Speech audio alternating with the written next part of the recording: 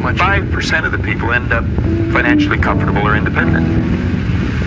Are you trying to depress us, Bob? Because that's No, actually, I think it's quite an exciting idea, because you see, the idea behind it is that anybody can win, anyone at all. But if we start studying these statistics, I think we'll arrive at the conclusion, geez, I better start thinking for myself rather than follow everybody. Most people, they get a job, they look around, see how everybody else is doing their work, and they start doing it the same way. They should stop and think, I wonder if any of these people know what they're doing. You know, is there a better way to do it? Well, don't we have a need to fit in? I mean, we don't want to stand out. We don't want to get fired. We don't want to make waves.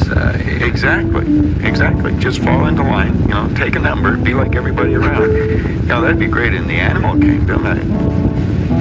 But human beings aren't supposed to live that way. I think we should make a few waves. We should maybe stand out, be different. Not for the sake of being different, okay, but because we are different. We all think different thoughts. And I believe we should start to think and build images in our mind of what we'd like to do and then set out and do it. Okay. Emerson did that, Edison did that, Marconi did that, Samuel Morse did that, Buckminster Fuller did that. We could go on and on and on. Okay. They were different. They stood out. They made a few waves. Okay, you started with you saying you start with a search for yourself to try to find out more about yourself, and you were somewhat successful along the way. Well, I didn't start it like that in the beginning. I started out wanting a lot of money. I figured if I had enough money, I was going to cure all my problems. I found that wasn't true. I had a fair amount of problems and earned money, and I seemed to have more problems. But after working at this for a few years, I decided that, the real answer is get to know yourself a little better. Okay. And I don't think you have to go off in the Himalayas and become a guru to... Okay. What did you do to learn about yourself? You said you went around as many seminars. I attended seminars. I went and listened to different speakers who taught something about the mind. I think the answer's in our mind if we'll start studying and trying to understand our mind. Okay. Let me get back to you if I can. What did you learn about Bob Proctor during that study? Well, I learned that the biggest part of me you'll never see. It's non-physical.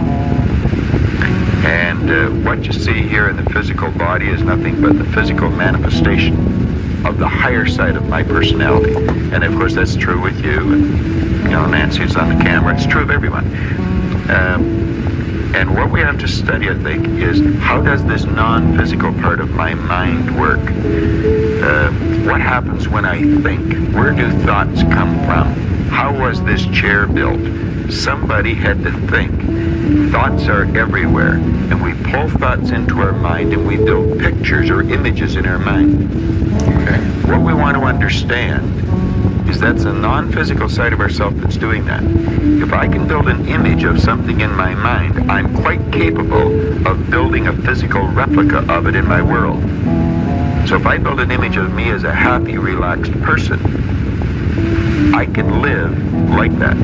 If I build an image of myself as being prosperous, I can become prosperous. So if we think rich, we will be rich.